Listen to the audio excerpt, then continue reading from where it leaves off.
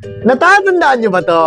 Dragon Ball GT Final Bout, pare. Ayan na, no? Tuloy-tuloy na natin to. Ito yung isa sa mga mababangis na fighting game ng panahon ng PS1, pare, na malapit sa puso natin. Kasi nga, Dragon Ball eh. Iba-iba tayo ng kwento kung paano natin napanood yung Dragon Ball at yung Dragon Ball Z noon, no? Pero karamihan sa atin ng mga panahon na yun, hindi pa talaga alam yung buong kwento ng Dragon Ball, pare. Kasi di ba kung naaalala nyo, hindi nila tinatapos sa national TV yung Dragon Ball, no? Whether sa RPN man yan o sa GMA. Matapos yung isang laban na malupit, uulit-ulit sa simula. At sa Dragon Ball Z pa lang yon, no? Wala pa tayong pinag-uusapang GT. Kaya kung nalaro mo rin to noon, sigurado nagulat ka rin sa ibang mga characters na dito mo lang nakilala, no? May Goku port pala. Ito yung pinakamaangas na nangyayari dito sa laro, pare, na kapag nag-super yung kalaban mo, pwede mo siyang salagin, pwede mo siyang i-deflect, pwede mo siyang i-absorb, pwede mo siyang sabayan, pare, no? Yan ang pinakamalupit, yung sabayan. Pag nagsabayan kayo ng super o ng Kamehameha, pare, tatrata ng triangle yan para manalo ka. Siyempre, kaya na ibang mga fighting game, mga tol, meron din ditong versus mode na pwede mong kalabanin yung tropa mo o kahit yung kapatid mo.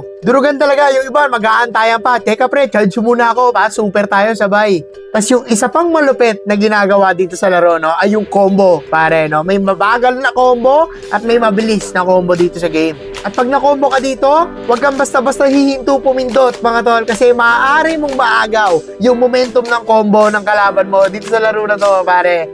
Napakalupit na mechanic nun, no? Matatalo mo ako sa Tekken at sa Bloody Roar, pero dito sa Final Bout, maupo ka na muna, pare, no? Maupo ka na muna. Toss and all, paangas tong laro na to, pare. At buti na lang hindi nila sinukuan itong ganitong klaseng genre ng laro kasi yung susunod na game dito sa Final Bout, yung naging groundbreaking mismo sa franchise na naging series pa, pare, no? Which is yung Dragon Ball Z Budokai, pare, no? Budokai lang naman, pare, na pag-uusapan natin sa susunod na video, pare. Goods? Woo! Ano ba ba?